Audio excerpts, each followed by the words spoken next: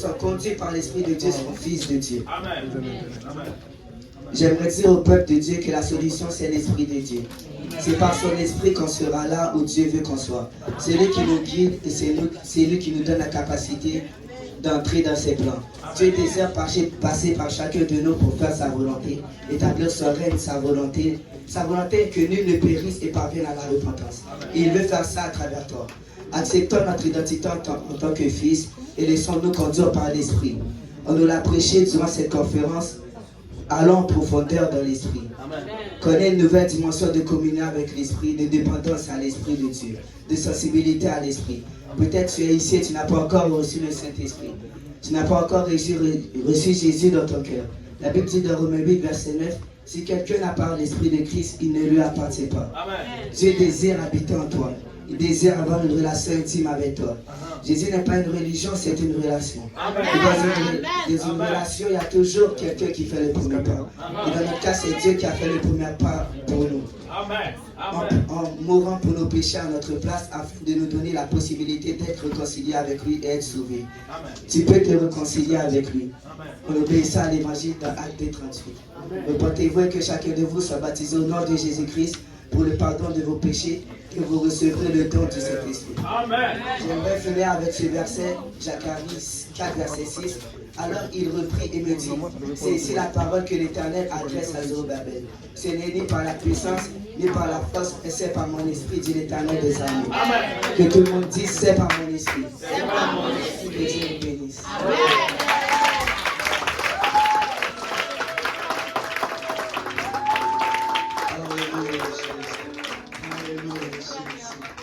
Alléluia, Jésus. Nous devons avoir une relation avec Dieu. Amen. Amen. Amen. Amen. Merci les frères, ma gloire. Amen. Donc, sans plus tarder, l'air nous fait la guerre. Nous allons inviter notre deuxième. Tout ce qu'il voulait, c'était la gloire pour lui-même. Mais Dieu avait un plan. Donc, c'était la gloire doit me venir. Et nous avons vu la transformation qu'il avait faite dans Joseph. Il a appris à pardonner, etc. Donc, à ne pas penser qu'à lui-même, mais à penser aux autres. Et là, si on va dans Genèse 41, Pharaon dit à Joseph, j'ai eu un songe, personne ne peut l'expliquer. Et j'ai appris que tu expliques un songe après l'avoir entendu. Mais Joseph n'a pas dit mais regardez ce qu'il dit. Joseph répondit à Pharaon en disant, ce n'est pas moi. Oh là là là là. Il dit, c'est Dieu qui donnera une réponse par moi. Donc il n'a pas dit que c'est moi. Ne voulait pas faire que Joseph plutôt disait, j'ai eu un songe. Maintenant il dit, maintenant la gloire n'est pas à moi, mais à Dieu. Donc, lorsque la gloire est venue à Dieu, moi, alléluia, je suis béni. Donc la bénédiction, lorsque Dieu travaille,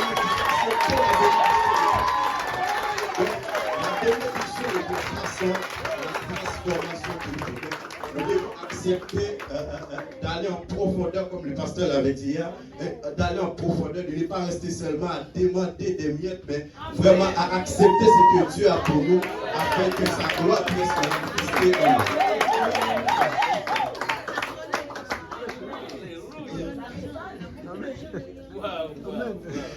Donc, la gloire revient à Dieu. Mais on ne peut pas comprendre ça avec l'orgueil. C'est pour cela qu'il nous a donné le fruit de l'esprit. Amen. Dans l'Hébreu, je crois, dans la 5:16, je pense, il nous a donné le fruit de l'esprit, l'amour, la patience, etc. Donc, ok, donc nous avons besoin de tout cela afin que le Christ qui est en nous puisse être manifesté. Parce que Paul dit, si je vis, ce n'est plus moi qui vis, mais c'est Christ qui vit en moi. Donc la transformation avec Christ à se manifester en nous. Donc lorsque Christ est là, il va attirer des nations, il va transformer des vies. Donc, il va amener des disciples vers nous afin que nous puissions leur prêcher l'évangile. Donc Dieu a sa gloire et il a dit, cherchez d'abord le royaume des cieux et les choses vous suivront. C'est quelque chose comme ça. Donc, lorsqu'on accepte la transformation, on suit Dieu et la bénédiction nous suit. Ce n'est plus nous qui cherchons la bénédiction, mais parce que Dieu les a déjà prévus sur le plan qu'il avait prévu.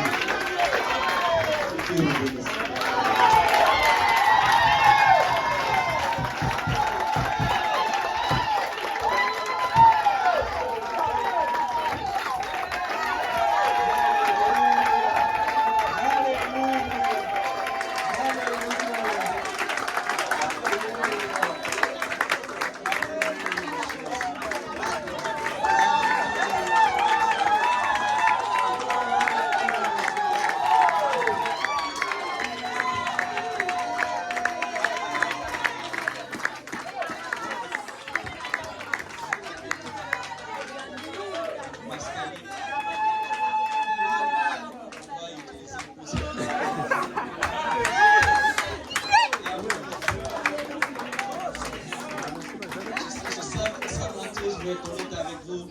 Je savais qu'il avait un message, mais pas assez pour la Amen. Le Seigneur est bon. Amen. Donc, quand nous faisons.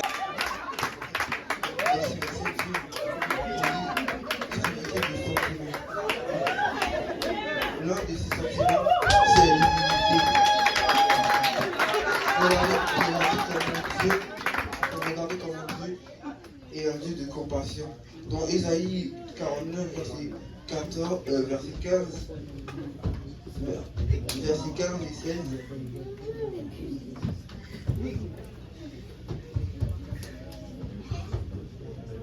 Une femme oublie-t-elle l'enfant qu'elle allait, n'a-t-elle pas pitié du fruit de ses entrailles? Quand elle oublierait, moi, je t'oublierai point. Amen. Voici, je t'ai gravé sur le main. Tes murs sont toujours devant mes yeux. Amen.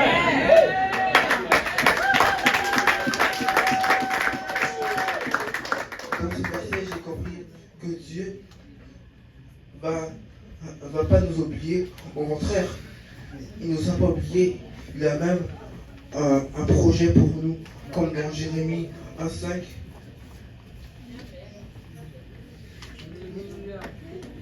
Qui dit: avant que je te forme dans le sein de ta mère, je t'avais connu, je t'avais avant que tu sortes du sein, je t'ai sanctifié et je t'ai établi prophète des nations. Dieu a un plan pour nous. Amen. Dieu avait déjà un projet pour nous. Dieu avait une compassion de toi. Tu as été pécheur. Dieu avait déjà un projet pour toi. Amen. Dans Matthieu 15, 32.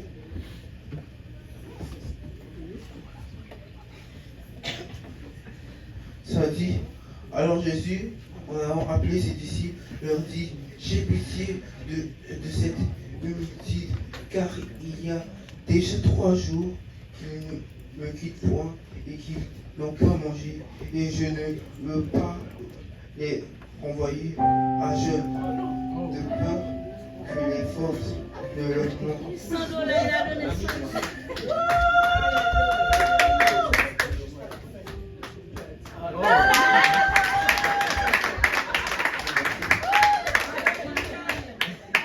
La compassion pour tout le monde, et nous devons être pleins de compassion comme Jésus.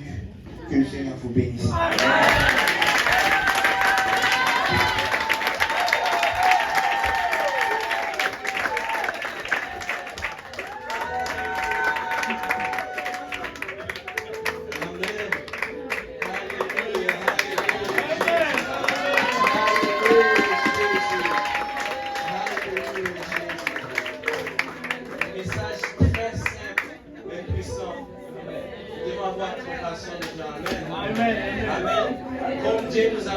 Nous a aimés, nous devons aimer les autres. Amen. Amen. Donc j'ai vu que quelqu'un a mis un 4 début, je ne sais pas si c'est illimité. Les prochains prédicateurs prends ton temps. Amen. Il y avait une qui avait la foi totale, et nous devons comprendre, il y avait une autre partie qui était sans foi. Amen. Parce que là, dit l'Éternel, je le sais, vous a donné ce pays, mais après vous allez voir les épreuves dans les prochains versets. Il dit: quand l'Éternel nous donnera ce pays. Ils disent quand l'Éternel nous donnera. Ils mettent cela au futur. Mais l'Éternel vous l'a déjà donné. Il est déjà à vous. C'est à vous de le prendre. Amen. Ce n'est pas quand l'Éternel vous le donnera. C'est à vous de le prendre. Amen. Montréal est à nous. Cette ville est à nous. La demande pas que les autres nous disent que oh, je sais que vous êtes bénis. Oh, je sais que vous êtes le peuple béni. Donc nous les savons. Et nous allons le déclarer au monde. Nous sommes bénis parce que nous servons le seul et l'unique vrai Dieu. Nous sommes bénis parce que nous avons celui qui siège. Amen. La Bible dit que même là où tu vas il était assis sur le feu. C'est à nous d'amener ce témoignage et donc après de venir nous dire qui est notre Dieu. C'est à nous de leur dire qui est notre Dieu. Amen. C'est à nous de proclamer, de déclarer que Jésus-Christ est Dieu. Manifeste c'est à nous. C'est à nous. Ce n'est pas eux. Ce n'est pas au monde. Ce n'est pas au monde de Dieu que nous sommes. Amen. reconnaître qui nous sommes. Nous sommes des fils et des filles du royaume. Nous sommes des fils et des filles du royaume. Des enfants de Dieu. Amen. Nous devons prendre ça au sérieux. Nous devons prendre ça au sérieux. Dans notre travail, nous allons dire, oh, je sers un Dieu qui s'appelle Jésus. Je sers un Dieu qui peut tout faire. Tu es malade, mon Dieu peut te guérir. Tu as des problèmes de finances, mon Dieu peut faire de l'ordre.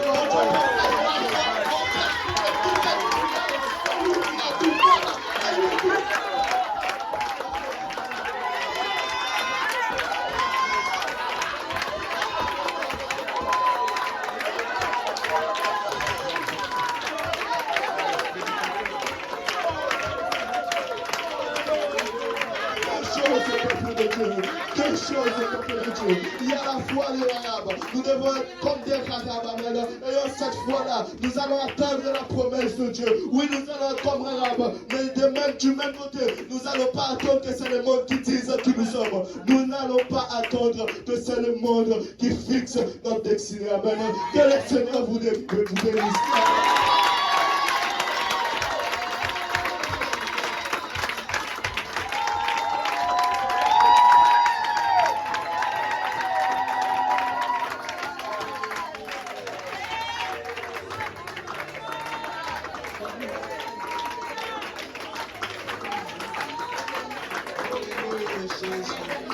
Alléluia, Jésus. Est-ce que nous pouvons répondre à la parole du Seigneur? Est-ce que nous pouvons répondre à la parole du Seigneur? Alléluia, Jésus. Oh, Alléluia, Jésus.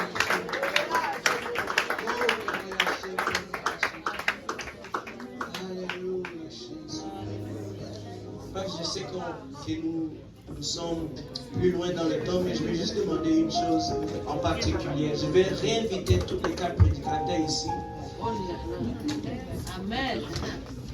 Et nous allons prier pour ces prédicateurs. Amen.